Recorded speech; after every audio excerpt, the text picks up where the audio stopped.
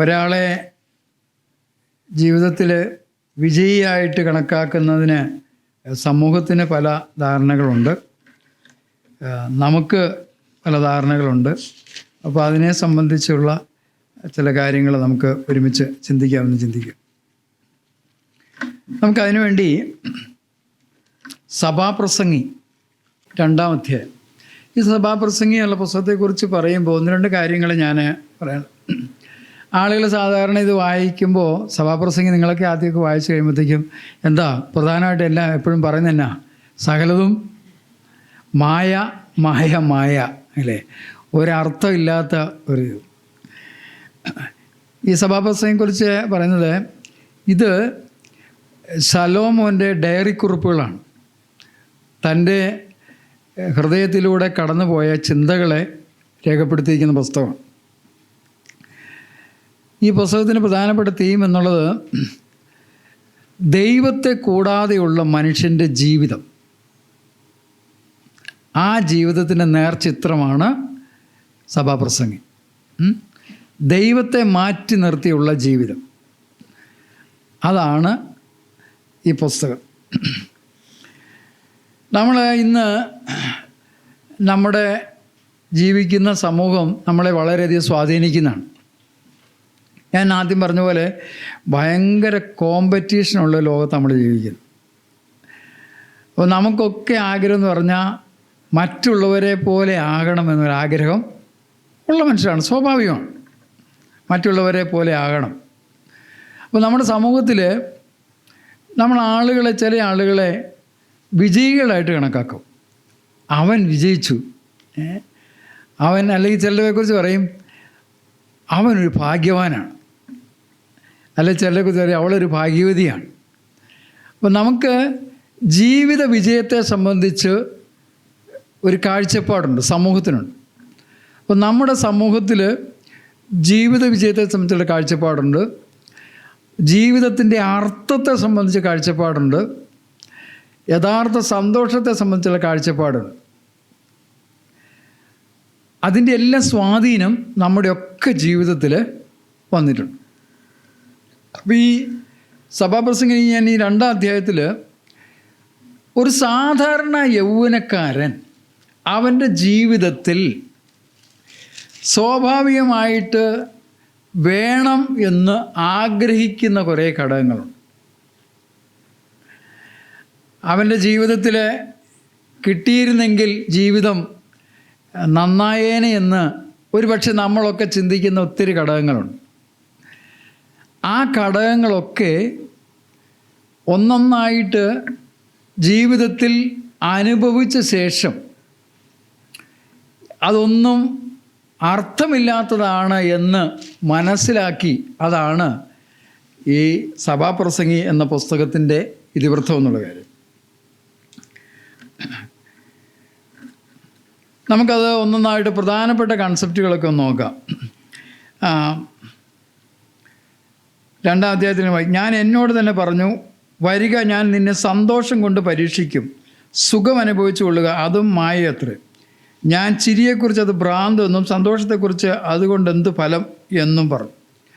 ഒന്ന്, ഇത് എൻ്റർടൈൻമെൻറ്റിനെ കുറിച്ചാണ് പറയുന്നത്. അപ്പോൾ ആളുകൾ ജീവിതത്തിൽ സന്തോഷത്തിനായിട്ട് എൻ്റർടൈൻമെൻറ്റുകൾ, കോമഡികൾ, ഇതൊക്കെ തിരഞ്ഞെടുക്കും സന്തോഷം കിട്ടാൻ വേണ്ടി. നമുക്കും നേരം പോക്കിന് വേണ്ടിയും ഒക്കെ നമ്മളെന്ത് ചെയ്യും, കോമഡികളൊക്കെ കാണുക, അല്ലെങ്കിൽ അത് ആസ്വദിക്കുന്ന ആളുകളാണ്. അപ്പോൾ ഇവിടെ ശലോമോൻ തൻ്റെ ജീവിതത്തിൽ ഒരു ചെറുപ്പക്കാരൻ അവൻ്റെ ജീവിതകാലത്ത് പരീക്ഷിക്കാവുന്ന എല്ലാ മേഖലകളും പരീക്ഷിച്ച ശേഷം അതൊക്കെ വ്യർത്ഥമാണ് എന്ന് തൻ്റെ അനുഭവത്തിൽ നിന്ന് രേഖപ്പെടുത്തിയ ശേഷം നമുക്കത് രേഖപ്പെടുത്തി തന്നിരിക്കുകയാണ്. എന്തിനു വേണ്ടിയാണെന്നറിയോ? ഒരു ബുദ്ധി ഉപദേശത്തിന് വേണ്ടി നമുക്ക് അത് രേഖപ്പെടുത്തി തന്നിരിക്കുകയാണ്. അപ്പോൾ സമൂഹത്തിൽ സാധാരണ ആളുകൾ സന്തോഷത്തിന് വേണ്ടി എൻ്റർടൈൻമെൻറ്റ് ഇതിലേക്ക് പോകും. ഇവിടെ നമ്മൾ വായിക്കുന്നത് ചിരി എന്നാണ് പറഞ്ഞെങ്കിൽ ചിരിയെക്കുറിച്ച് അത് ഭ്രാന്തെന്ന് പറയും. പണ്ട് ഒരിക്കൽ ഒരു മനുഷ്യൻ ഭയങ്കര ടെൻഷനാണ് അയാൾക്ക്. ഭയങ്കര ടെൻഷനായിട്ട് അദ്ദേഹം ഒരു ഡോക്ടറെ അടുത്ത് ചെന്നു. ഡോക്ടറോട് പറഞ്ഞു, എനിക്ക് ഭയങ്കര ടെൻഷനാണ്, എനിക്ക് സന്തോഷമില്ല, എനിക്ക് ചിരിക്കാൻ പറ്റുന്നില്ല, എനിക്ക് ഭയങ്കര ടെൻഷനാണ് എന്ന് പറഞ്ഞു. അപ്പോൾ ഡോക്ടർ കുറേ കാര്യങ്ങളെല്ലാം പറഞ്ഞു. എന്നിട്ട് ഒന്നും പരിഹാരം വന്നില്ല. അവസാനം ആ ഡോക്ടർ പറഞ്ഞു, ഒരു കാര്യം ചെയ്യാം, നിങ്ങൾ പട്ടണത്തിലൊരു ഷോ നടക്കുന്നുണ്ട്, ആ ഷോയിൽ ഒരു കൊമേഡിയനുണ്ട്, ആ കൊമേഡിയൻ ആളുകളെ ചിരിപ്പിക്കും. അപ്പോൾ നിങ്ങൾക്ക് ആ കോമഡി ഷോയിൽ പോയി നിങ്ങൾ എടുത്താൽ നിങ്ങൾക്ക് ചിരിക്കാനായിട്ട് പറ്റും എന്ന് പറഞ്ഞു. അപ്പോൾ അദ്ദേഹം പറഞ്ഞു, ആ കൊമേഡിയൻ ഞാനാണെന്ന് പറഞ്ഞു. അല്ലേ? എന്ന് പറഞ്ഞാൽ മറ്റുള്ളവരെ ചിരിപ്പിക്കുന്ന ഒരാളാണ്, പക്ഷേ തനിക്ക് ചിരിക്കാനായിട്ട് കഴിയുന്നില്ല. ആളുകൾ ജീവിതം എന്ന് പറഞ്ഞു കഴിഞ്ഞാൽ എന്താണ്, വളരെ ആസ്വദിച്ച് കഴിയുന്ന എന്നൊരു ചിന്തയാണ്. അപ്പോൾ ആസ്വാദനത്തിന് വേണ്ടി പല എൻ്റർടൈൻമെൻറ്റുകളും നോക്കും. അന്നത്തെ കാലത്തൊക്കെ ഈ രാജാവിൻ്റെ കൊട്ടാരത്തിൽ രാജാക്കന്മാരെ എൻ്റർടൈൻ ചെയ്യാൻ വേണ്ടിയിട്ട് ആളുകളുണ്ട്. ശലോമോൻ അതെല്ലാം പരീക്ഷിച്ച് നോക്കിയിട്ട് ശലോമോൻ പറഞ്ഞതറിയോ, എല്ലാം മായ എന്ന് പറഞ്ഞാൽ യഥാർത്ഥമായിട്ടുള്ള സന്തോഷം നൽകുവാനായിട്ട് എൻ്റർടൈൻമെൻറ്റുകൾ കൊണ്ട് സാധിക്കില്ല. അല്പനേരത്തേക്ക് ഇപ്പോൾ ആളുകളിപ്പോൾ സാധാരണയായിട്ട് സീരിയൽ കാണും, കൂട്ട് കോമഡി ഷോ കാണും, ഇങ്ങനെയുള്ള കാര്യങ്ങളൊക്കെ കാണും. എന്തിനു വേണ്ടിയാണ്? ഒരു സന്തോഷത്തിന് വേണ്ടിയിട്ട് അല്ലേ? ഒരുപക്ഷെ ജീവിതത്തിൻ്റെ പ്രയാസങ്ങളൊക്കെ മറന്നു കളയാനോ അല്ലെ പല കാര്യത്തിന് വേണ്ടി അങ്ങനെ ഇതായിട്ട് അങ്ങനെ ചെയ്യും. പക്ഷേ ഒരു കാര്യമുണ്ട്, ആ ഷോയെ അങ്ങ് കഴിഞ്ഞ് കഴിയുമ്പോൾ എന്ത് കിട്ടും? പഴയ പ്രശ്നങ്ങളും പ്രയാസങ്ങളും കടന്നു വരും. അപ്പോൾ ശലോമോൻ തൻ്റെ അനുഭവത്തിൽ നിന്നൊരു കാര്യം പറഞ്ഞത്, ഇങ്ങനെ പുറമെയുള്ള ഇങ്ങനെയുള്ള എൻ്റർടൈൻമെൻറ്റുകളൊന്നും യഥാർത്ഥ സന്തോഷം നിങ്ങളുടെ ജീവിതത്തിൽ നൽകുവാൻ കഴിയും. ആളുകൾ അറിയാമല്ലോ, ഈ സിനിമ കാണാൻ പോകുന്നു അല്ലേ, ഭയങ്കര ഓരോ പ്രോഗ്രാമുകളിൽ പോകും. എന്തിനു വേണ്ടിയാണ് പോകുന്നത്? കുറച്ച് നേരം എല്ലാം മറന്നൊന്ന് സന്തോഷിക്കുവാനായിട്ട്. പക്ഷേ അത് കഴിഞ്ഞിട്ട് ആ ഷോ കഴിഞ്ഞ് പുറത്തിറങ്ങുമ്പോഴോ ആ പഴയ പ്രശ്നങ്ങളും അതാണ് ശലോമോൻ തൻ്റെ അനുഭവത്തിൽ നിന്ന് പറയുകയാണ്, ഇവയ്ക്കൊന്നും യഥാർത്ഥമായിട്ടുള്ള സന്തോഷം നൽകുവാനായിട്ട് കഴിയുകയില്ല എന്ന കാര്യം അല്ലേ. ഇങ്ങനെയുള്ള എൻ്റർടൈൻമെൻറ്റുകൾക്കൊന്നും യഥാർത്ഥമായിട്ടുള്ള സന്തോഷം നൽകുവാനായിട്ട് കഴിയുകയില്ല. ആളുകൾ ഇന്ന് എൻ്റർടൈൻമെൻറ്റ് ജീവിതത്തിൻ്റെ പ്രയാസങ്ങളിൽ നിന്നും ഒക്കെ രക്ഷപ്പെടാനും സന്തോഷിക്കാനായിട്ട് പോകും. ശലോമോൻ പറയാണ് അതൊന്നും, കാരണം പ്രശ്നങ്ങൾ എപ്പോഴും ഉള്ളിൽ തന്നെ കിടക്കുകയാണ്. നമുക്ക് യഥാർത്ഥത്തിൽ സന്തോഷം വേണമെങ്കിൽ അത് നമ്മുടെ ഉള്ളിൽ നിന്ന് വരണം. ഉള്ളിൽ നിന്ന് തന്നെയല്ല. ഈ സഭാപ്രസംഗങ്ങളുടെ അവസാന അധ്യായത്തിലേക്ക് വരുമ്പോൾ ദൈവവുമായിട്ടുള്ള ബന്ധത്തിലാണ് യഥാർത്ഥമായിട്ടുള്ള സന്തോഷം വരുന്നത് എന്ന് നമുക്ക് കാണുവാനായിട്ട് കഴിയുന്നതാണ്. താന് അത് കഴിഞ്ഞ ശേഷം നോക്കിയ 3-ാമത്തെ വാക്യത്തിൽ ഇങ്ങനെ വായിക്കുന്നു, ഞാൻ എൻ്റെ ദേഹത്തെ വീഞ്ഞുകൊണ്ട് സന്തോഷിപ്പാനും ഭോഷത്വം പിടിച്ചുകൊള്ളുവാനും എൻ്റെ മനസ്സിൽ നിരൂപിച്ചു. രണ്ടാമതായിട്ട് ആളുകൾ ജീവിതത്തിൽ സന്തോഷം കണ്ടെത്താൻ, അർത്ഥം കണ്ടെത്താൻ വേണ്ടി ഉപയോഗിക്കുന്ന മെത്തേഡ് എന്നുള്ളത് ഡ്രഗ്സാണ്. ഇന്നൊരു വലിയ പ്രശ്നമാണ്. അവിടെ ശലോമോൻ തൻ്റെ ദേഹത്തെ വീഞ്ഞുകൊണ്ട് സന്തോഷിപ്പാനായിട്ട് മനസ്സിൽ നിരൂപിച്ചു എന്ന കാര്യം. ഡ്രഗ്സ് കൊണ്ട് പ്രശ്നങ്ങളെ പരിഹരിക്കാനായിട്ടുള്ള ശ്രമം. ഇന്ന് നമ്മുടെ പ്രത്യേകിച്ച് ഇന്നത്തെ തലമുറയിൽ, ഇന്നത്തെ സാഹചര്യത്തിൽ ഡ്രഗ്സ് എന്ന് പറഞ്ഞൊരു ഭയങ്കര ഭീഷണിയായിട്ടാണ് വന്നിരിക്കുന്നത് അല്ലേ? ഞാൻ ആദ്യമൊക്കെ ചിന്തിച്ചുകൊണ്ടിരുന്നത് നമ്മുടെ വിശ്വാസികളുടെ ഇടയിൽ പ്രശ്നമില്ല എന്നായിരുന്നു. എന്നാൽ ഈ അടുത്തിടയിൽ എന്നെ ഒരാൾ വിളിച്ചപ്പം നമ്മുടെയൊക്കെ ചർച്ചയ്ക്കുള്ളതാണ്. 10ാം ക്ലാസ്സിൽ പഠിക്കുന്ന പെൺകുട്ടിയാണ്. ആ കുട്ടിക്ക് അവൾക്ക് ഡ്രഗ്സ് ഉപയോഗിക്കാതിരിക്കാനായിട്ട് പറ്റില്ല, അടിമയാണ്. വീട്ടുകാർക്കും അറിയത്തില്ല, മാതാപിതാക്കൾക്കും അറിയത്തില്ല. വളരെ അത്ഭുതപ്പെടുത്തിയ ഒരു കാര്യമാണ്. അപ്പം ഇന്ന് ഒരു രസത്തിനു വേണ്ടി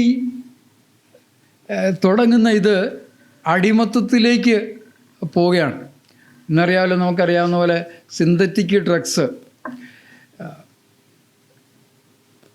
ഒരു കുട്ടിയുടെ കഥ ഇങ്ങനെയാണ്. ആ കുട്ടി കൂട്ടുകാരെല്ലാവരും കൂടി ഇങ്ങനെ ജ്യൂസ് കഴിക്കാൻ വേണ്ടി പോയതാണ്. അപ്പോൾ കൂടെയുള്ള അവർ മനഃപൂർവ്വമായിട്ട് അതിനകത്ത് അല്പം ചേർത്ത് കൊടുത്തു. നമുക്കറിയില്ലല്ലോ. അപ്പോൾ 1 പ്രാവശ്യം കുടിച്ചു, 2 പ്രാവശ്യം കുടിച്ചു, പിന്നെ അഡിക്റ്റായിട്ട് പോയി. ഇന്ന് സിന്തറ്റിക് ഡ്രഗ്സിൻ്റെ ഒരു ഭയങ്കര കാലഘട്ടമാണ്. ഒരു കുട്ടിയുടെ കാര്യം ഇതാണ്. താൻ പരീക്ഷയ്ക്ക് ഇരുന്ന് കഠിനാധ്വാനം ചെയ്ത് പഠിക്കുകയാണ്, ഭയങ്കര ഉറക്കം വരിക. അപ്പോൾ കൂട്ടുകാരൻ സജസ്റ്റ് ചെയ്തു, പിന്നെ ഒരു ചെറിയ ഡ്രഗ്സ് ഉണ്ട്, അത് എടുത്തു കഴിഞ്ഞാൽ കുഴപ്പമൊന്നുമില്ല, ഉറങ്ങാതിരുന്ന് പഠിക്കാൻ പറ്റും. അവസാനം ആ കുട്ടി സൂയിസൈഡ് ചെയ്യേണ്ട കേട്ടോ. ഇന്ന് നമ്മൾ ഈ പത്രം വായിക്കുമ്പോൾ, എല്ലാ ദിവസവും ഇങ്ങനെ പത്രങ്ങൾ വായിക്കുമ്പോൾ എത്ര കേസുകളാണ് കിട്ടുന്നത് അല്ലേ? എവിടെയാണ് അതിൻ്റെ തുടക്കമെന്നറിയോ? ചെറിയ ബന്ധങ്ങളിൽ ആണ് ഇതിൻ്റെ തുടക്കം. കൂട്ടുകാരുടെ അടുത്തുനിന്ന് പതുക്കെ തുടങ്ങുന്നു, അവസാനം അതിന് അടിമയായിട്ട് തീരുന്നു അല്ലേ?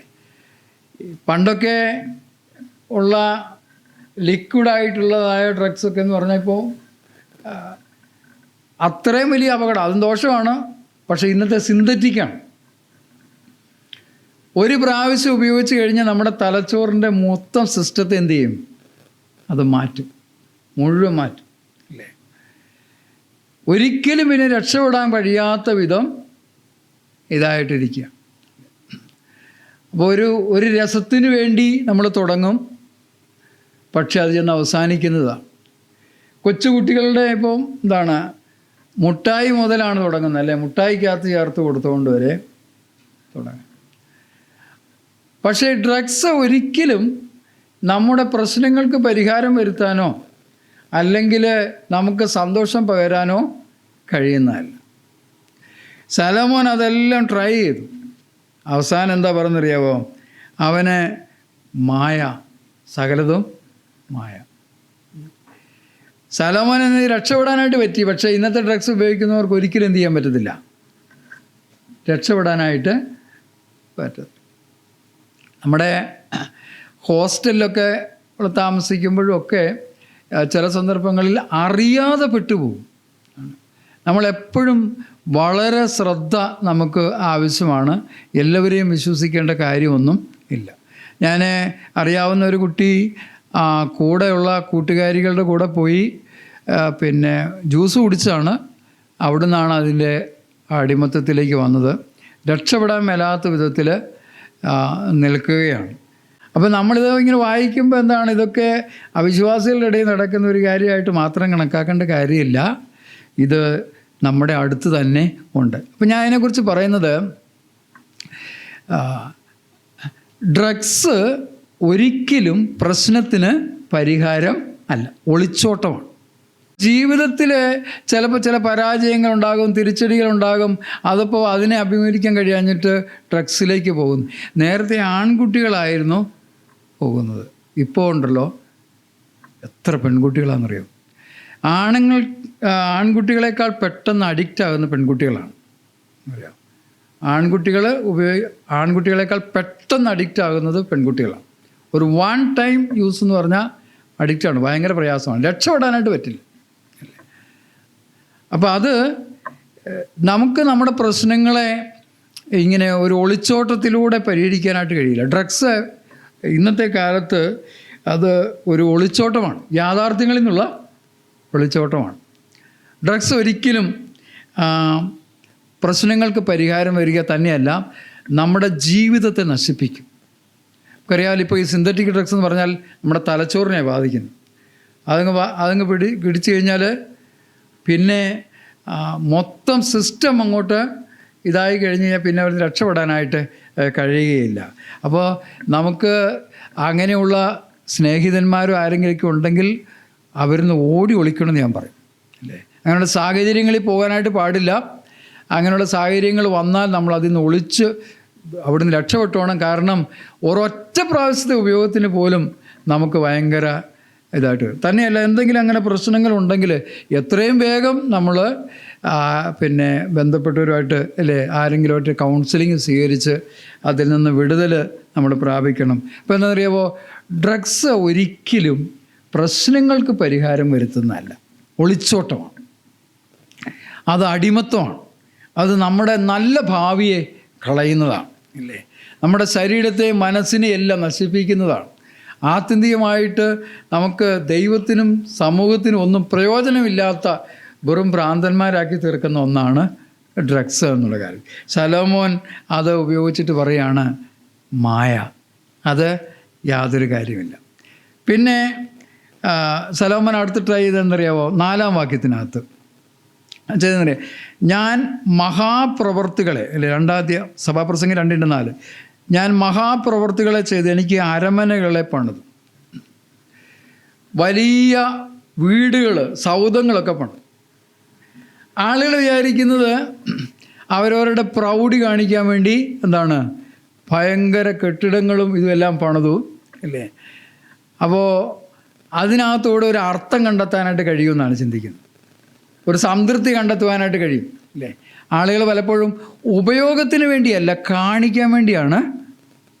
ഉപയോഗത്തിന് വേണ്ടി വലിയ വീട് പണിത് യാതൊരു കുഴപ്പമില്ല, പക്ഷേ പ്രൗഢി കാണിക്കുന്ന ഒരിതിലേക്കാണ്, അല്ലേ? അന്ന് രാജാക്കന്മാർ അങ്ങനെയാണ് ചെയ്തിരിക്കുന്നത്. ശലോമോൻ എന്നൊരു വലിയ അരമനകളെല്ലാം പണിത് കഴിഞ്ഞപ്പോൾ അവൻ്റെ ഹൃദയത്തിലെ ശൂന്യത എന്ത് ചെയ്തില്ല, വലിയ അരമന പണിതു, മനോഹരമായിട്ട് സൗധം പണിതു, പക്ഷേ അതിനകത്ത് താമസിക്കുമ്പോഴും ഹൃദയത്തിൻ്റെ ശൂന്യതയെ മാറ്റുവാൻ മനോഹര ഭവനങ്ങൾക്ക് കഴിയും. നമുക്ക് ചില സന്ദർഭങ്ങളിൽ തോന്നും, ചില ആളുകളുടെ ചില നല്ല മനോഹരമായ വീടുകളൊക്കെ കാണുമ്പോൾ പറയും, അയ്യോ എനിക്കിങ്ങനത്തെ ഒരു വീട് ഇല്ല, ആ വീട്ടിലായിരുന്നു എത്ര സന്തോഷമായിരുന്നു. പക്ഷേ മനോഹരമായ വീടുകൾ പണിതു, ആ വീട്ടിൽ താമസിച്ചുകൊണ്ട് യഥാർത്ഥമായിട്ടുള്ള സന്തോഷ സമാധാനം അനുഭവിക്കണം നിർബന്ധം ഇല്ല. ശലോമോൻ ഇങ്ങനെ പ്രൗഢി കാണിച്ചിട്ട് അതിൽ സന്തോഷം കണ്ടെത്താൻ, ജീവിതത്തിന് അർത്ഥം കണ്ടെത്താനായിട്ട് ശ്രമിച്ചു. പക്ഷേ എന്തു പറ്റി പറയാണ്, മായ, അല്ലേ? ഇത് നമ്മുടെ സമൂഹം, നമ്മുടെ ചുറ്റുവട്ടമുള്ള ആളുകൾ ഒരാളെ വിജയമായിട്ട് കണക്കാക്കുന്നു പറഞ്ഞാൽ അവന് എത്ര കെട്ടിടങ്ങളുണ്ട്, അല്ലേ, എത്ര വലിയ സൗധമാണ് പണിതിരിക്കുന്നത് എന്നുള്ള അടിസ്ഥാനത്തിൽ ഒരാളെ വിജയമായിട്ട് കണക്കാക്കും. ശലോമോൻ പറയുന്നറിയാമോ, ഈ കെട്ടിടങ്ങൾ നമുക്ക് പണിയാൻ കഴിയും, പക്ഷേ ആ കെട്ടിടങ്ങളുടെ ഉള്ളിൽ താമസിച്ചതുകൊണ്ട് ഹൃദയത്തിൻ്റെ ശൂന്യതയെ മാറ്റുവാനായിട്ട് കഴിയുകയില്ല. പിന്നെ താൻ ചെയ്തതെന്നറിയാം, 4-ാം വാക്യത്തിനകത്ത്, മുന്തിരിത്തോട്ടങ്ങളെ ഉണ്ടാക്കി, ഞാൻ തോട്ടങ്ങളെ ഉദ്യാനങ്ങളെ ഉണ്ടാക്കി, അവയിൽ സകലവിധ ഫലവൃക്ഷങ്ങളെ നട്ടു, വൃക്ഷം വെച്ച് പിടിപ്പിച്ചിരുന്ന തോപ്പ് നനപ്പാൻ കുളങ്ങളും കുഴിച്ചു, വലിയ എസ്റ്റേറ്റുകൾ ഉണ്ടാക്കി. ഇന്ന് നമ്മുടെ ചുറ്റുവട്ടമുള്ള സമൂഹം എങ്ങനെയാണ് ജീവിതത്തിന് അർത്ഥം കണ്ടെത്തുന്നത്? എസ്റ്റേറ്റുകൾ, ഭവനങ്ങൾ, കെട്ടിടങ്ങൾ എല്ലാം പണിയുക. എന്തിനു വേണ്ടിയാണ്? ജീവിതത്തിന് അർത്ഥം കണ്ടെത്തുവാനായിട്ട്, ജീവിതത്തിൽ തൃപ്തി കണ്ടെത്താനായിട്ട്, സന്തോഷം കണ്ടെത്താനായിട്ട്. അവർ ചിന്തിക്കുന്നത് ഈ വസ്തുവകകൾ കൊണ്ട് എന്തുണ്ടാക്കാൻ കഴിയും? അർത്ഥം കണ്ടെത്താനായിട്ട് കഴിയും, സമാധാനം കണ്ടെത്താനായിട്ട് കഴിയും. ശലോമോൻ അതെല്ലാം ട്രൈ ചെയ്തു, വലിയ തോട്ടങ്ങളെല്ലാം വെച്ചു. കാരണം അന്നത്തെ കാലത്തൊക്കെ ഭയങ്കര നികുതി പിടിച്ച് ഇഷ്ടം പോലെ പണമുണ്ട് രാജാവിൻ്റെ കയ്യിൽ. എന്ത് ചെയ്തു? ഇഷ്ടം പോലെ നല്ല മനോഹരമായ തോട്ടങ്ങൾ, ഗാർഡൻസ്, അല്ലേ, എല്ലാം ഉണ്ടാക്കി വെച്ചു. പക്ഷേ ഈ ഗാർഡനൊക്കെ ഉണ്ടാക്കിയെങ്കിലും അതിൽ തൃപ്തി കണ്ടെത്താനായിട്ട് കഴിഞ്ഞില്ല. സന്തോഷം കണ്ടെത്താനായിട്ട് കഴിഞ്ഞില്ല. പിന്നെ താൻ എന്ത് ചെയ്തു? 7-ാം വാക്യത്തിനകത്ത് ധാരാളം ദാസീദാസന്മാരെ തന്നെ ശുശ്രൂഷിക്കാൻ വേണ്ടി ധാരാളം ആൾക്കാരെ വെച്ചു, അല്ലേ? അപ്പോൾ തൻ്റെ എല്ലാ ആവശ്യങ്ങളും നടത്താൻ വേണ്ടി ആളുകൾ ഇഷ്ടം പോലെയുണ്ട്. താനിപ്പോൾ ഒരു കാര്യം പറഞ്ഞ ഉടനെ ചെയ്യാനായിട്ട് ആളുകളുണ്ട്. പക്ഷേ അതും എന്തില്ല, അതും യഥാർത്ഥമായിട്ടുള്ള തൃപ്തി കണ്ടെത്തുവാനായിട്ട് കഴിഞ്ഞില്ല എന്നുള്ള കാര്യമാണ്.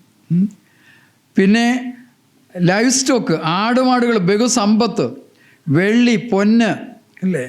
പിന്നെ മ്യൂസിക്, സംഗീതക്കാരത്തികളെയും മനുഷ്യരുടെ പ്രമോദമായ അനവധി സ്ത്രീജനങ്ങളെ സമ്പാദിച്ചു. അപ്പം അതിനെക്കുറിച്ച് ഞാനൊരു വാക്ക് പറയാനായിരിക്കും.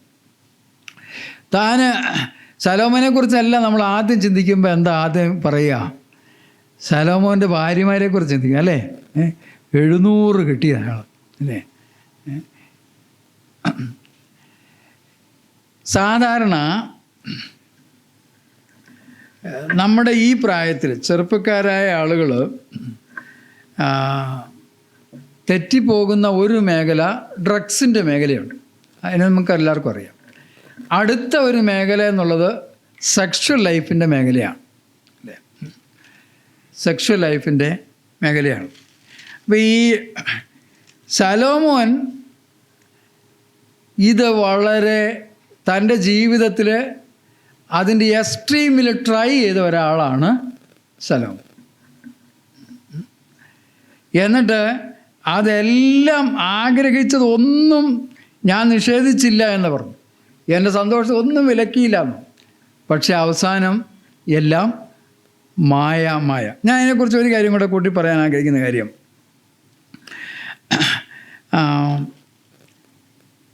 ചെറുപ്പക്കാരായ നമ്മൾ പ്രത്യേകിച്ച് ഈ ടീനേജിലേക്കൊക്കെ കയറുമ്പോൾ ദൈവം വെച്ചൊരു ക്രമീകരണം ഉണ്ട്. എന്താണെന്നറിയാമോ? നമ്മളെ കുടുംബ ജീവിതത്തിന് വേണ്ടി ദൈവം പ്രിപ്പയർ ചെയ്യാൻ വേണ്ടിയിട്ട് ഓപ്പോസിറ്റ് സെക്സിലുള്ളവരോട് ഒരു താല്പര്യം, അത് ദൈവം വെച്ചിരിക്കുന്ന ഒരു ക്രമീകരണമാണ്, അല്ലേ? ഒരു ഹോർമോണൽ ചേഞ്ചസ് വരുമ്പോൾ സ്വാഭാവികമായിട്ട് ഓപ്പോസിറ്റ് സെക്സിലുള്ളവരോട് പിന്നെ താല്പര്യം, അത് ദൈവത്തിൻ്റെ ഒരു ക്രമീകരണമാണ്. അതെന്തിനാണെന്ന് ചോദിച്ചാൽ ഒരു വിവാഹ ജീവിതത്തിലേക്ക് നമ്മെ നയിക്കുവാനായിട്ട് ദൈവം വെച്ച ഒരു ക്രമീകരണമാണ് അത്. ഇതിനെക്കുറിച്ച് പറയുന്നത് ഈ സെക്ഷൽ ലൈഫ് ദൈവം എൻജോയ് ചെയ്യാൻ വേണ്ടി തന്നെയാണ് തന്നിട്ടുള്ളത്. പക്ഷെ അത് കുടുംബജീവിതത്തിലാണ് തന്നിട്ടുള്ളത്. കുടുംബജീവിതത്തിലാണ്, വിവാഹം കഴിച്ച കുടുംബജീവിതത്തിലാണ് ആ സെക്ഷൽ ലൈഫ് എൻജോയ് ചെയ്യുന്നത്. നമ്മൾ ഇന്ന് ഈ സമൂഹത്തിൽ കാണുന്നത് ഈ കുടുംബജീവിതത്തിന് വെളിയിലുള്ള എല്ലാ ലൈംഗിക ആസ്വാദനങ്ങളും പാപമാണ്. കുടുംബജീവിതത്തിന് വെളിയിലുള്ള എല്ലാ ലൈംഗിക ആസ്വാദനങ്ങളും പാപമാണ്. ഉദാഹരണം പറഞ്ഞു കഴിഞ്ഞാൽ പോർണോഗ്രഫി അടക്കമുള്ള എല്ലാ കാര്യങ്ങളും, അല്ലേ? കാരണം ദൈവം വെച്ചിട്ടുള്ളത് നമ്മുടെ ജീവിതത്തിൻ്റെ ഏറ്റവും വലിയ നന്മയ്ക്ക് വേണ്ടിയാണ് ക്രമീകരണങ്ങൾ. ഞാൻ പോർണോഗ്രഫിയെക്കുറിച്ച് ഒരു കാര്യം കൂടെ ഇതിനോട് ചേർത്ത് പറയാൻ ആഗ്രഹിക്കുന്ന കാര്യം, ദൈവം വെച്ചിരിക്കുന്നൊരു ക്രമീകരണം ഒരു ഓപ്പോസിറ്റ് സെക്സിലുള്ള ഒരു കുട്ടി, അല്ലെ, അവരുമായിട്ട് കുടുംബജീവിതത്തിൻ്റെ അന്തരീക്ഷത്തിലാണ് ആ സെക്ഷൽ പിന്നെ അതിൻ്റെ ആ നീഡ് ഫുൾഫിൽ ചെയ്യേണ്ടത്. അതിന് വെളിയിലുള്ള എല്ലാ ഫുൾഫിൽമെൻറ്റുകളും തെറ്റാണ്. പ്രത്യേകിച്ച് ഈ പോർണോഗ്രഫി എന്നൊക്കെ പറയുമ്പോൾ അതിന് സംഭവിക്കുന്ന കാര്യം നമുക്കറിയാമല്ലോ. നമ്മുടെ തലച്ചോറിൽ പിന്നെ ഓരോ ഹോർമോണൽ ചേഞ്ച് ഉണ്ടാകുമ്പോഴാണല്ലോ സെക്ഷൽ വികാരങ്ങൾ ഉണ്ടാകുന്നത്. പോർണോഗ്രഫി കാണുമ്പോൾ എന്തറിയാമോ, ഇത് ഡോപ്പമൈൻ, അല്ലേ? നമ്മൾക്ക് സന്തോഷം പകരുന്ന ഒരു ഘടകമാണ് ഡോപ്പമൈൻ എന്ന് പറയും, അല്ലേ? അതൊരു ഹോർമോണാണ് ഡോപ്പമൈൻ. അപ്പോൾ അത് പിന്നെ ഒരു സ്ലോലി പ്രൊഡ്യൂസ് ചെയ്യുന്ന ഒരു ക്രമീകരണത്തിലാണ് ദൈവം വെച്ചിട്ടുള്ളത്. നമ്മൾ ഇങ്ങനെയുള്ള ഈ പോർണോഗ്രഫിയൊക്കെ കാണുമ്പോൾ എന്ത് ചെയ്യുമെന്ന് വെച്ചാൽ ഓവർ പ്രൊഡക്ഷൻ നടക്കും, ഡോപ്പമൈൻ്റെ ഓവർ പ്രൊഡക്ഷൻ നടക്കും. അപ്പം സംഭവിക്കുന്ന കാര്യം എന്നറിയാമോ, ഇന്നിപ്പം നിങ്ങൾ ഒരു പോർണോഗ്രഫിയുടെ ഒരു വൃത്തികെട്ട ഒരെണ്ണം കണ്ടു, ഇന്നത് കണ്ടു, നാളെ അത് കാണുമ്പോൾ ഒരു വികാരവും തോന്നില്ല. കാരണം എന്നറിയാമോ, ഓൾറെഡി അങ്ങനെയുള്ള ഇത് ഡോപ്പമൈൻ കൂടുതൽ ഉൽപ്പാദിപ്പിച്ചു. ഇനി ഇതിനേക്കാൾ കൂടുതൽ ഇത് കണ്ടാൽ മാത്രമേ ഡോപ്പമൈൻ ഉൽപ്പാദിപ്പിക്കപ്പെട്ടുള്ളൂ. അപ്പോൾ എന്ത് പറ്റുമെന്നറിയാമോ? ദൈവം ഒരു 70 വർഷക്കാലം ആരോഗ്യകരമായ ഒരു സെക്ഷൽ ലൈഫ് നയിക്കാൻ വേണ്ടിയിട്ട് ദൈവം ക്രമീകരണം ചെയ്തിട്ടുണ്ടെങ്കിൽ എന്ത് പറ്റുമെന്ന് വെച്ച് കഴിഞ്ഞാൽ, ഇങ്ങനെയുള്ള കാര്യങ്ങൾ പോകുമ്പോൾ എന്തറിയോ, ഒരു 5 കൊല്ലം കൊണ്ട് എന്ത് ചെയ്യും? ഇതിൻ്റെ ഉൽപ്പാദനവും പരിപാടിയെല്ലാം നിൽക്കും. എന്ത് പറ്റുമെന്നറിയാമോ? ഉള്ളിൽ ലൈംഗികമായ ആഗ്രഹങ്ങൾ കാണും, പക്ഷേ ഒന്നും പറ്റാത്ത അവസ്ഥയിലോട്ട് അങ്ങനെ വരും. ഞാൻ പറഞ്ഞതെന്ന് വെച്ചാൽ, ദൈവം ചില റെസ്ട്രിക്ഷൻസ് ഒക്കെ വെച്ചിരിക്കുന്നത് നമ്മുടെ നന്മയ്ക്ക് വേണ്ടിയിട്ടാണ്. അതിലൊന്നാമത്തെ പ്രശ്നം എന്ന് പറഞ്ഞാൽ സെക്ഷൽ ആസ്വാദനം എന്നുള്ളത് കുടുംബജീവിതത്തിലാണ്. കുടുംബജീവിതത്തിന് വെളിയിലുള്ള എല്ലാ ലൈംഗിക ആസ്വാദനവും തെറ്റാണ്. അത് തന്നെയല്ല, അത് നമുക്ക് തന്നെ ദോഷമാണ് അല്ലേ? അതൊരിക്കലും നന്മയല്ല. നമ്മുടെ ഇന്നത്തെ സമൂഹത്തിൽ എന്ന് പറഞ്ഞാലിപ്പോൾ പ്രീ മാരിറ്റൽ സെക്സ്, ഹോമോസെക്ഷുവാലിറ്റി, ഇതൊക്കെയുണ്ട്. അതൊന്നും തെറ്റല്ല എന്നാണ് ഇന്നത്തെ സമൂഹം നമ്മളെ പഠിപ്പിക്കുന്നത്. ഒരുപക്ഷെ നമ്മളൊക്കെ ഇത് ഓപ്പണായിട്ട് ചോദിക്കാനും പറയാനും ഭയങ്കര മടിയാണെങ്കിൽ നമ്മുടെ ഉള്ളിലൊക്കെ ഒത്തിരി ചോദ്യങ്ങളുണ്ട്. എനിക്കറിയാം, ഒത്തിരി ചോദ്യങ്ങളുണ്ട്. വീട്ടിലുള്ളവരോട് ചോദിക്കാൻ പറ്റുമോ? സഭയിലുള്ളവരോട് ചോദിക്കാൻ പറ്റുമോ? ഭയങ്കര പ്രയാസമാണ്. അവിടെ നിങ്ങൾക്ക് ചോദിക്കാം കേട്ടോ, ചോദിക്കാവുന്ന കാര്യങ്ങളൊക്കെ ചോദിക്കാം. ഞാൻ ആദ്യം പറഞ്ഞത്, ദൈവം നമ്മളെ സൃഷ്ടിച്ചിരിക്കുന്നുണ്ടല്ലോ. ഒരു പെൺകുട്ടിയോട് ഒരു ആൺകുട്ടിയോട് ഇഷ്ടം തോന്നുന്നത് തെറ്റല്ല. അത് ദൈവം വെച്ചൊരു ക്രമീകരണമാണ്. അപ്പോൾ എന്നോട് ഒരു സ്നേഹം ചോദിച്ചു, ഈ ഇങ്ങനെയൊക്കെ താല്പര്യങ്ങളുണ്ട്. അപ്പോൾ ഞാൻ ഞാൻ പറഞ്ഞൊരു കാര്യം എന്നറിയാമോ? നിങ്ങൾക്ക് അങ്ങനെ ഒരു ഡിസയർ തോന്നുമ്പോൾ തന്നെ എന്ത് ചെയ്യണം? പ്രാർത്ഥിക്കാൻ തുടങ്ങുക. കുടുംബജീവിതത്തിന് വേണ്ടി പ്രാർത്ഥിക്കാൻ തുടങ്ങേണ്ട സമയമായി അല്ലേ? ദൈവത്തെ നമ്മുടെ ആ സെക്ഷൽ ലൈഫിലേക്ക് ദൈവത്തെ കൊണ്ടുവരിക. കാരണം ഈ ദൈവമാണ് നമുക്ക് തന്നിരിക്കുന്നത്. അങ്ങനെയുള്ളൊരു വികാരം നമുക്ക് ദൈവമാണ് തന്നിരിക്കുന്നത്. അപ്പോൾ നമ്മൾ എന്ത് ചെയ്യണം? ഒരു നല്ല കർത്താവെ, എന്നെ ഒരു നല്ല ഭർത്താവായി, നല്ല ഭാര്യയായി എന്നെ തീർക്കണം. എനിക്ക് നല്ലൊരു ജീവിത പങ്കാളി. വീട്ടുകാർ കേൾക്കുകയൊന്നും വേണ്ട പ്രാർത്ഥിക്കുമ്പം കേട്ടോ. വീട്ടുകാർ കേൾക്ക പ്രാർത്ഥിക്കേണ്ട, നിങ്ങൾ പേഴ്സണലായിട്ട് പ്രാർത്ഥിച്ചാൽ മതി അല്ലേ? അപ്പോൾ ഒറ്റയ്ക്ക് നിങ്ങൾ പ്രാർത്ഥിക്കണം ഇല്ലേ? ഞാനിങ്ങനെ പ്രാർത്ഥിക്കണമെന്ന് വീട് ആരോടും പറയുകയൊന്നും വേണ്ട ആവശ്യമില്ല. പക്ഷെ ഞാൻ പറയാം, നിങ്ങൾ എത്ര നേരത്തെ ആരംഭിക്കുന്ന അത്രയും നല്ലതാണ്. എന്തെന്നറിയാവോ? ഇത് ദൈവം വെച്ചൊരു ക്രമീകരണമാണ്.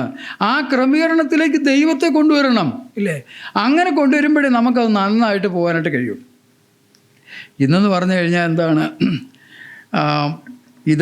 ഇതിൻ്റെ ഒരു അതിപ്രസരമാണ് ഇന്ന് നമ്മുടെ സമൂഹത്തിൽ നടക്കുന്നത് അല്ലേ? ഈ സ്കൂളിലൊക്കെ ഞാൻ കുറച്ച് വർഷങ്ങൾക്ക് മുമ്പ് ഞങ്ങളുടെ നാട്ടിൽ നടന്നൊരു കാര്യം ഓർക്കുന്നുണ്ട്. അത് ഞങ്ങളുടെ നാട്ടിലെ ഭാഷയിൽ ഞാൻ പറയാം. ഒരു ടീച്ചറെ ക്ലാസ് എടുത്തുകൊണ്ടിരിക്കുകയാണ്. അപ്പോൾ ടീച്ചർ ബോർഡിൽ എന്തോ എഴുതിക്കൊണ്ടിരിക്കുമ്പോൾ പുറയിലെ ബെഞ്ചിലിരുന്ന 3-ാം ക്ലാസ്സിലാണ്. ഒരു പെൺകുട്ടി ടീച്ചറേ എന്ന് വിളിച്ചു. അപ്പോൾ ടീച്ചർ പുറത്ത് തിരിഞ്ഞൊക്കെ പറഞ്ഞു.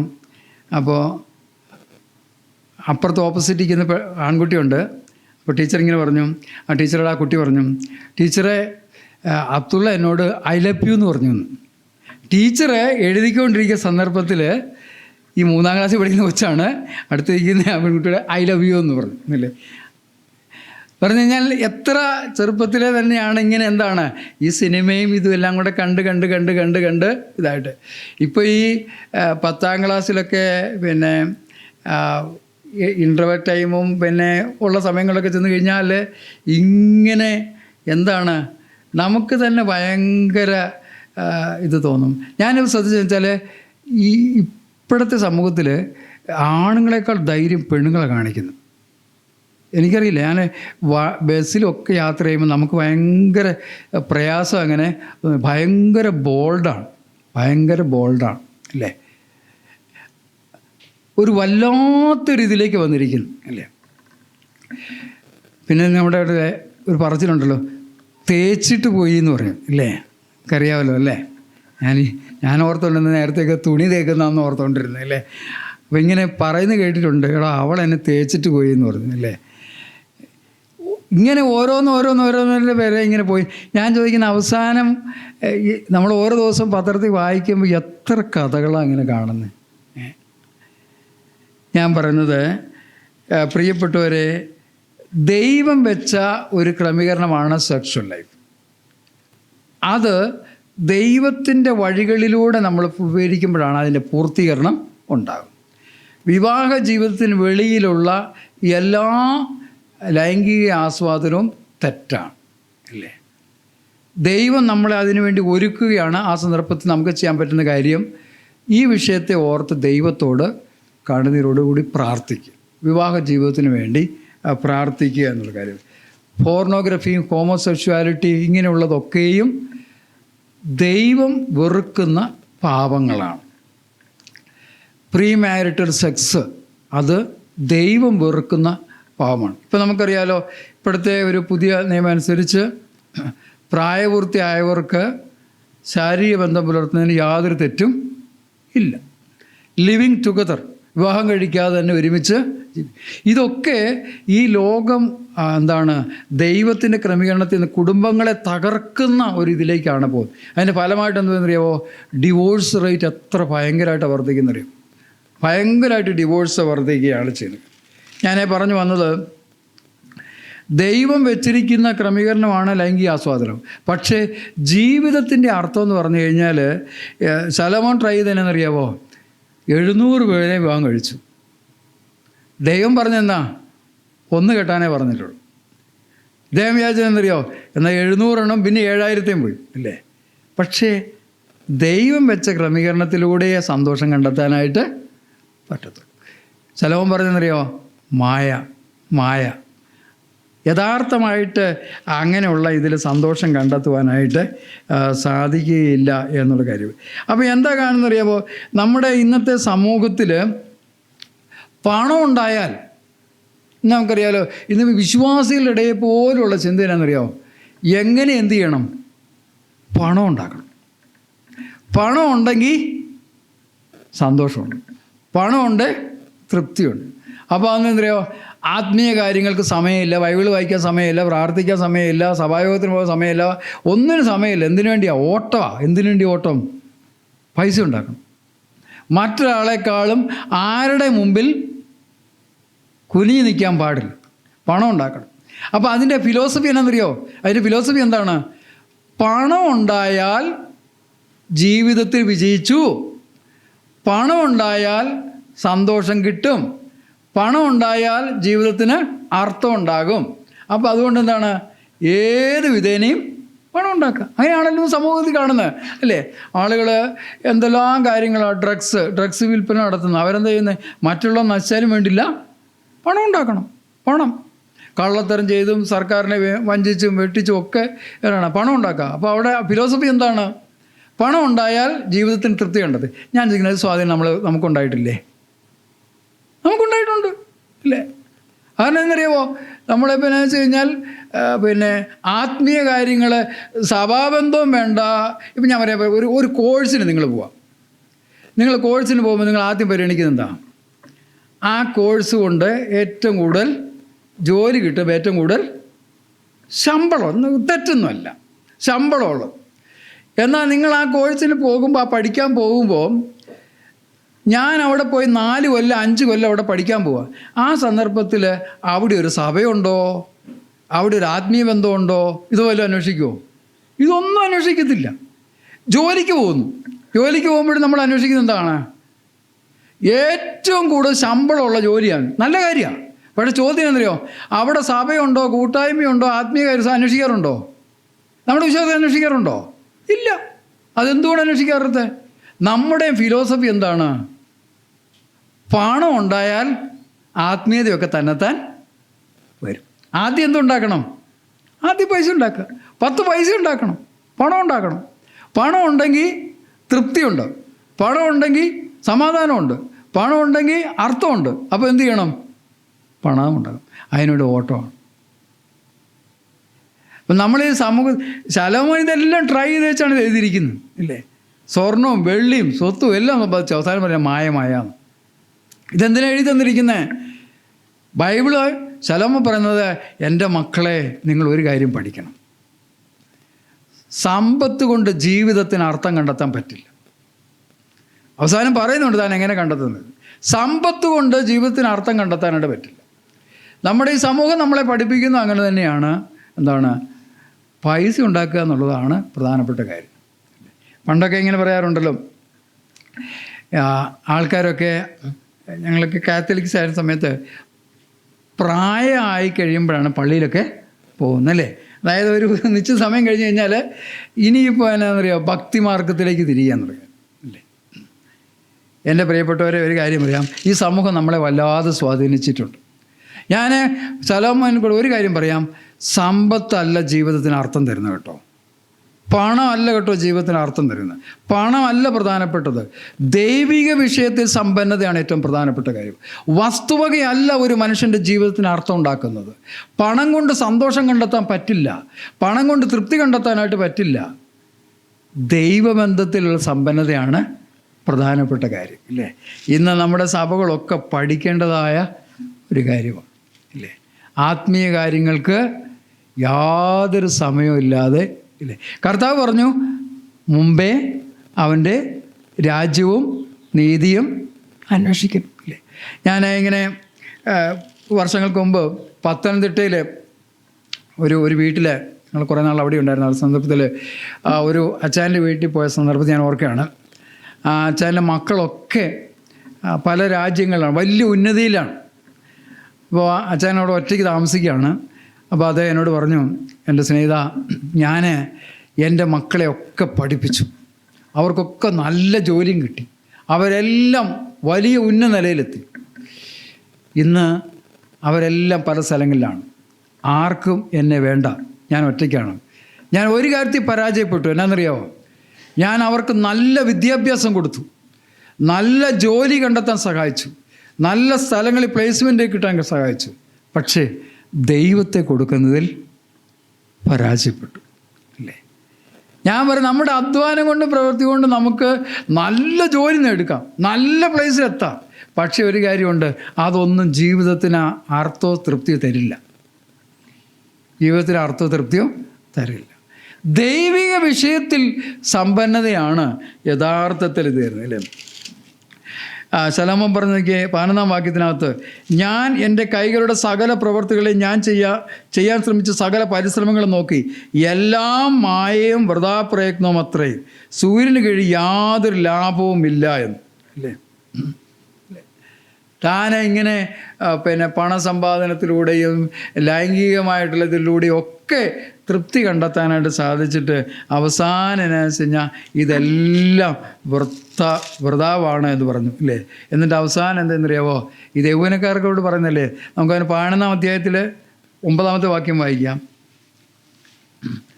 യൗവനക്കാര 11:9, യൗവനക്കാരാ നിൻ്റെ യൗവനത്തിൽ സന്തോഷിക്കുക, യൗവനകാലത്തിൻ്റെ ഹൃദയം ആനന്ദിക്കുക, നിനക്ക് ഇഷ്ടമുള്ള വഴികളിലും നിനക്ക് ബോധിച്ചുകൊണ്ട് നടന്നുകൊള്ളു. എന്നാൽ ഇവയൊക്കെ നിമിത്തം ദൈവം നിന്നെ ന്യായവിസ്താരത്തേക്ക് വരുത്തുമെന്നറിയുക.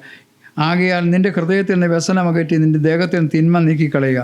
ബാല്യവും യൗവനവും മായി അത്രേ, നിൻ്റെ യൗവനകാലത്ത് നിൻ്റെ സൃഷ്ടാവിനെ ഓർത്തുകൊള്ളുക. അപ്പോൾ എന്താ ശലോമോൻ പറയുന്ന കാര്യം? നമ്മുടെ ഈ സമൂഹം നമ്മളെ പഠിപ്പിക്കുന്നത്, ഇന്ന കാര്യങ്ങളുണ്ടെങ്കിൽ നിങ്ങൾ വിജയിച്ചു, ഇന്ന കാര്യങ്ങളില്ലെങ്കിൽ നിങ്ങൾ പരാജയപ്പെട്ടു, പണം ഉണ്ടാക്കുക, സമ്പത്തുണ്ടാക്കുക, അതെല്ലാം ജീവിതത്തിന് അർത്ഥങ്ങൾ. ശലോമോൻ പറയുന്നറിയാമോ, അതെല്ലാം മായയാണ്. നമ്മളെന്താ ചെയ്യേണ്ടത്? നിൻ്റെ യൗവനകാലത്ത് നിൻ്റെ സൃഷ്ടാവിനെ നീ അറിയുക. നിനക്കിഷ്ടമുള്ള വഴികളിലൊക്കെ നമുക്ക് ജീവിക്കാം, പക്ഷേ ഇവയൊക്കെ നിമിത്തം ദൈവം നിന്നെ ന്യായം വിധിക്കുന്ന ഒരു ദിവസം. ഞാൻ പറഞ്ഞ പ്രിയപ്പെട്ടവരെ, ദൈവം അനന്ത സാധ്യതകളുള്ള ഒരു യൗവനമാണ് നമുക്ക് തന്നിട്ടുള്ളത്, അനന്ത സാധ്യതയുള്ളതെന്ന്. അപ്പോൾ നമുക്കതിനെ നമ്മൾ അറിയാതെ കൊണ്ട് തന്നെ നമ്മുടെയൊക്കെ ജീവിതത്തെ നിയന്ത്രിക്കുന്ന ചില ഫിലോസഫീസ് ഉണ്ട്. നമ്മളാരും ഇങ്ങനെ എഴുതി വെച്ചിട്ടൊന്നും അല്ല ജീവിക്കുന്നത്, പക്ഷേ ചില ഫിലോസഫീസ് നമ്മുടെ ജീവിതത്തെ നിയന്ത്രിക്കുന്നുണ്ട്, നമ്മൾ അറിയാതെ കൊണ്ട് തന്നെ. സമൂഹത്തിൽ ചില ഫിലോസഫീസ് നിയന്ത്രിക്കുന്നുണ്ട്. ആ ഫിലോസഫിയെക്കുറിച്ച് ഞങ്ങൾ നേരത്തെ പറഞ്ഞു. എന്താ പറയുക, പണം ഉണ്ടെങ്കിൽ പണം ഉണ്ടാക്കുകയാണ് ഏറ്റവും പ്രധാനപ്പെട്ട കാര്യം. അത് എങ്ങനെ ഉണ്ടാക്കിയാലും കുഴപ്പമില്ല. പണം ഉണ്ടെങ്കിൽ വിജയിച്ചു, സമ്പത്തുണ്ടെങ്കിൽ വിജയിച്ചു ഇല്ലേ. പിന്നെ സമൂഹം പഠിപ്പിക്കുന്ന വേറൊരു കാര്യം എന്താണെന്നറിയാമോ? പ്രശ്നങ്ങളിൽ നിന്ന് ഒളിച്ചോടാൻ വേണ്ടിയിട്ട് പല മാർഗങ്ങൾ അല്ലേ, എൻ്റർടൈൻമെൻറ്റ്, മയക്കുമരുന്ന്, മദ്യം, ഇതെല്ലാം ഉപയോഗിക്കാം. ഇതെല്ലാം സമൂഹം നമ്മളെ പഠിപ്പിക്കുന്ന ഒരു കാര്യമാണ്. അതിൻ്റെ സ്വാധീനം നമുക്കുണ്ട്. എന്നാൽ ഒരു കാര്യം സ്ഥലം പറഞ്ഞറിയാവോ, ഇത് മായയാണ്. ജീവിതത്തിൻ്റെ യഥാർത്ഥമായിട്ടൊരു സന്തോഷം നൽകുന്ന ദൈവമായിട്ടുള്ള ബന്ധത്തിൽ. അതിനെക്കുറിച്ച് സെൻറ്റ് അഗസ്റ്റിൻ അല്ലേ, സെൻറ്റ് അഗസ്റ്റിനെ കുറിച്ച് നിങ്ങൾ കേട്ട് കാണും. താൻ കോളേജിൽ പഠിക്കുന്ന കാലത്ത്, യൂണിവേഴ്സിറ്റി പഠിക്കുന്ന കാലത്ത് വളരെ ദുർമാർഗിയായി ജീവിച്ച ഒരാളാണ് അഗസ്റ്റിൻ. ഒരു ചെറുപ്പക്കാരൻ അവൻ്റെ ജീവിതകാലത്ത് ചെയ്യാവുന്ന എല്ലാ പാപങ്ങളും ചെയ്ത് ആസ്വദിക്കാൻ വേണ്ടി ശ്രമിച്ച ഒരാളാണ്. അവസാനം അദ്ദേഹം ഒരു കാര്യം കണ്ടെത്തി, ഇതൊന്നും ജീവിതത്തിന് അർത്ഥം. അപ്പോൾ അതിനെക്കുറിച്ച് അദ്ദേഹം പറഞ്ഞൊരു കാര്യമുണ്ട്. ദൈവം നമ്മുടെ ഉള്ളിൻ്റെ ഉള്ളിൽ ഒരു ശൂന്യത ഉണ്ടാക്കിയിട്ടുണ്ട്. ദൈവത്തെ കൊണ്ട് മാത്രം നികത്തുവാൻ കഴിയുന്ന ഒരു ശൂന്യത നമ്മുടെ ജീവിതത്തിൽ. പണത്തിനോ സമ്പത്തിനോ മദ്യത്തിനോ മയക്കുമരുന്നിനോ ഇങ്ങനെയുള്ള എല്ലാ ഒരു കാര്യത്തിനും നികത്തുവാൻ കഴിയാത്തതായ ഒരു ശൂന്യത നമ്മുടെ ജീവിതത്തിലുണ്ട്. അത് ദൈവത്തെ കൊണ്ട് മാത്രമേ കഴിയൂ. അപ്പോൾ അതുകൊണ്ട് എൻ്റെ പ്രിയ കുഞ്ഞുങ്ങളെ, ഞാനൊരു കാര്യം പറയട്ടെ. ജീവിതത്തിന് യഥാർത്ഥമായിട്ട് നിലനിൽക്കുന്ന സന്തോഷം ദൈവമായിട്ടുള്ള ബന്ധത്തിലാണ് കിട്ടുന്നത്. വസ്തുക്കളോടുള്ള ബന്ധത്തിലല്ല, ദൈവമായിട്ടുള്ള ബന്ധത്തിലാണ്. ഈ യൗവനകാലം ഇല്ലേ, എന്താ പറഞ്ഞിരിക്കുന്നത്, ഈ യൗവനകാലത്ത് നീ സൃഷ്ടാവിനെ അറിയുക, ദൈവവുമായിട്ടുള്ള ബന്ധത്തിൽ അല്ലേ. എനിക്ക് അറിഞ്ഞുകൂടാ, ഞാൻ വിചാരിക്കുന്ന വാസ്തവമായി നിങ്ങൾ കർത്താവിനെ അറിഞ്ഞവരാണ് എന്ന് വിശ്വസിക്കുന്നു. ആ കാര്യം ഉറപ്പുവരുത്തണം അല്ലേ. കാരണം നമ്മൾ ഈ ലോകത്ത് ജനിച്ചപ്പോൾ നമ്മളെല്ലാം പാപികളായിട്ടാണ് ജനിച്ചത്. ക്രിസ്ത്യ കുടുംബത്തിൽ ജനിച്ചാലും ഹിന്ദു കുടുംബത്തിൽ ജനിച്ചാലും ഏത് കുടുംബത്തിൽ ജനിച്ചാലും നമ്മളെല്ലാം ഒരുപോലെ പാപികളാണ്. പാപത്തിന് ശിക്ഷയായ നിത്യനരകമുണ്ട്. ഈ നിത്യനരകത്തിൽ നമ്മെ രക്ഷിക്കുവാനായിട്ട് കർത്താവായ യേശു ക്രിസ്തു കാൽവരിയിലെ കുരിശിൽ മരിച്ചു. കർത്താവിനെ പാപമോചകനായി നമ്മുടെ ഹൃദയത്തിൽ സ്വീകരിക്കുമ്പോഴാണ് വാസ്തവമായിട്ട് നമുക്ക് ദൈവമായിട്ടുള്ള ബന്ധം നമുക്ക് കിട്ടുന്നത്. അതാണ് നമ്മുടെ ജീവിതത്തിൽ ഏറ്റവും പ്രധാനപ്പെട്ട കാര്യം എന്നുള്ള കാര്യം. വസ്തുവകകൾ കൊണ്ട് നമുക്ക് യഥാർത്ഥമായിട്ട് നിലനിൽക്കുന്ന സന്തോഷം കണ്ടെത്താനായിട്ട്. അപ്പോൾ അതിനെക്കുറിച്ച് പറയുന്നത്, ഈ ഉദാഹരണം നിങ്ങളൊക്കെ വണ്ടിയൊക്കെ മേടിച്ചല്ലേ, വണ്ടിയൊക്കെ മേടിക്കുമ്പോൾ ഒരു വണ്ടി വാങ്ങിച്ചിട്ട് ആദ്യത്തെ ഒരാഴ്ച ഭയങ്കര എക്സൈറ്റ്മെൻ്റ് ആയിരിക്കും അല്ലേ. വണ്ടി ഭയങ്കര തൂത്ത് തുടയ്ക്കുന്നു, ഭയങ്കര ഇതൊക്കെ ആയിട്ട് അല്ലേ. എന്ത് സാധനം പുതിയത് മേടിച്ചത് ഒരു 2 ആഴ്ച കഴിയുമ്പോഴോ അതിൻ്റെ എക്സൈറ്റ്മെൻറ്റ് പോയി. പിന്നെ അടുത്ത കാര്യം അതിനെക്കുറിച്ച് പറയുന്നത്, ഈ ഇങ്ങനെയുള്ള തൃപ്തി പറയുന്നത് ദാഹം മാറാൻ ഉപ്പുവെള്ളം കുടിക്കുന്ന പോലെയാണ്. ദാഹം മാറാൻ വേണ്ടി ഉപ്പുവെള്ളം കുടിച്ചാൽ എങ്ങനെ ഇരിക്കും? കുടിക്കും തോറും മനുഷ്യൻ്റെ സ്വഭാവം എന്ന് പറഞ്ഞാൽ അവൻ്റെ ജീവിതത്തിൽ ഇല്ലാത്തൊരു കാര്യം ഇതും കൂടി ഉണ്ടായിരുന്ന എൻ്റെ ജീവിതം തീർച്ചയായിട്ടും. അപ്പം എനിക്ക് ഇത്രയും പൊക്കമുള്ളൂ. അപ്പം ഞാൻ ചിന്തിക്കുന്നറിയോ, എനിക്ക് ഇത്രയും കൂടെ പൊക്കം ഉണ്ടായിരുന്നെങ്കിൽ. അതായത് മനുഷ്യൻ്റെ ഒരു സ്വഭാവം എന്ന് പറഞ്ഞാൽ നമുക്ക് ഇല്ലാത്തൊരു കാര്യം അതും കൂടി ഉണ്ടായിരുന്നെങ്കിൽ എന്താണ് തൃപ്തിയായി. പക്ഷെ അത് കിട്ടിക്കഴിയുമ്പോഴോ അടുത്ത കാര്യം, അത് കിട്ടിക്കഴിയുമ്പോഴോ അടുത്ത കാര്യം, അത് കിട്ടിക്കഴിയുമ്പോഴോ അടുത്ത കാര്യം. ഇതിങ്ങനെ നെവർ എൻഡിങ് സർക്കിളാണ് എന്ന് പറഞ്ഞാൽ എന്തറിയാമോ, ഈ ലോകത്തിലെ ഒരു കാര്യങ്ങൾ, ജോലിയാകട്ടെ പണമാകട്ടെ, ഒരു കാര്യം കൊണ്ടും തൃപ്തി കണ്ടെത്താണ്ട്. ഞാൻ ഓർക്കുന്നുണ്ട്, ഞാൻ പഠിച്ചുകൊണ്ടിരിക്കുന്ന സമയത്ത് ലാസ്റ്റ് എക്സാം ഇങ്ങനെ എഴുതി മണിക്കൂറുകളോളം ഇരുന്ന് എഴുതിയിട്ട് ഇനി പഠിത്തമൊന്നുമില്ല, ഒരു ജോലി കിട്ടണം. അപ്പോൾ ജോലി കിട്ടിയാൽ ജീവിതത്തിൽ എല്ലാം ആയി എന്ന് ചിന്തിച്ചു. അങ്ങനെ ഭയങ്കര ഭാരമായിരുന്നു. ജോലി കിട്ടി കുറച്ച് കഴിഞ്ഞപ്പോൾ എന്നറിയാമോ, അതിൻ്റെ എക്സൈറ്റ്മെൻ്റ് അങ്ങോട്ട് ഞാൻ പഠിപ്പിക്കുകയായിരുന്നു അല്ലേ. ടീച്ചിങ് ആദ്യം ഭയങ്കര സ്വപ്നം കണ്ടു, ഭയങ്കര ഇതായിട്ടൊക്കെ. അത് കിട്ടിക്കഴിഞ്ഞപ്പോൾ എന്ത് ചെയ്യും, അതിൻ്റെ എക്സൈറ്റ്മെൻ്റ് അങ്ങ് പോയി. നമുക്കെല്ലാം അങ്ങനെയാണ് കേട്ടോ. എന്ത് കാര്യങ്ങളും കിട്ടാത്തപ്പോൾ എന്ത് ചെയ്യും, ഭയങ്കര എക്സൈറ്റ്മെൻറ്റാണ്. കിട്ടിക്കഴിയുമ്പോഴോ ആ എക്സൈറ്റ്മെൻ്റ് അങ്ങ് പോകും. അത് കാണിക്കുന്നുണ്ടെന്നറിയാവോ, ഈ ലോകത്തിലെ വസ്തുവകകൾ കൊണ്ടോ സമ്പത്ത് കൊണ്ടോ ഒന്നും പൂർത്തീകരിക്കാൻ കഴിയാത്തതായ ഒരു ശൂന്യതാബോധം നമ്മുടെ എല്ലാവരുടെയും ജീവിതത്തിലുണ്ട്. അത് ദൈവിക വിഷയത്തിൽ മാത്രം നികത്തുവാൻ കഴിയും. ശലോമോൻ അതാ പറഞ്ഞത്, നമ്മുടെ ജീവിതത്തിന് അർത്ഥം നൽകുവാൻ, സന്തോഷം നൽകുവാൻ ദൈവ വിഷയം. അപ്പോൾ വാസ്തവത്തിൽ ഒരാൾ യഥാർത്ഥ സമ്പന്നൻ ആരാന്നറിയോ? നിങ്ങൾ ദൈവിക വിഷയത്തിൽ എത്ര സമ്പന്നത എന്നുള്ള പ്രധാനപ്പെട്ട കാര്യം. ഇപ്പം ഞാൻ നിങ്ങളോട് ചോദിച്ചാൽ ഭൗതിക വിഷയത്തിൽ നിങ്ങൾക്ക് എന്തൊക്കെ ഇല്ല എന്ന് ചോദിച്ചാൽ ഒരു പക്ഷേ നിങ്ങൾക്ക് ലിസ്റ്റ് തരാൻ പറ്റും. എനിക്കതില്ല, ഇതില്ല എന്നുള്ളത്. പലപ്പോഴും നമ്മളൊക്കെ കോൺഷ്യസ് ആയിരിക്കുന്ന എന്തിനെക്കുറിച്ചെന്നറിയോ? നമ്മുടെ ഭൗതിക ഇല്ലായ്മകളെക്കുറിച്ചുള്ള ബോധ്യം നമുക്കുണ്ട്. പക്ഷേ നമ്മുടെ ആത്മീയ ദാരിദ്ര്യത്തെക്കുറിച്ചുള്ള ബോധ്യം നമുക്ക് പലപ്പോഴും ഇല്ല എന്നുള്ള കാര്യമാണ്. അപ്പോൾ എൻ്റെ പ്രിയ കുഞ്ഞുങ്ങളെ, ഞാൻ ശലോമോൻ്റെ ജീവിതത്തെ സാക്ഷിയാക്കി പറയട്ടെ. ഈ ലോകത്തിലെ ഒന്നിനും നമുക്ക് യഥാർത്ഥമായ സന്തോഷം തരാനായിട്ട് കഴിയുകയില്ല. ഒന്നിനും കഴിയുകയില്ല. മറിച്ച് സൃഷ്ടിതാവായ ദൈവവുമായിട്ടുള്ള ബന്ധം, ആ ബന്ധമാണ് നമ്മുടെ ജീവിതത്തിന് യഥാർത്ഥമായിട്ടുള്ള അർത്ഥവും സന്തോഷവും സമാധാനവും നൽകുവാനായിട്ട് കഴിയും. ഞാൻ ഇതുകൊണ്ട് ഇവിടെ ശ്രദ്ധ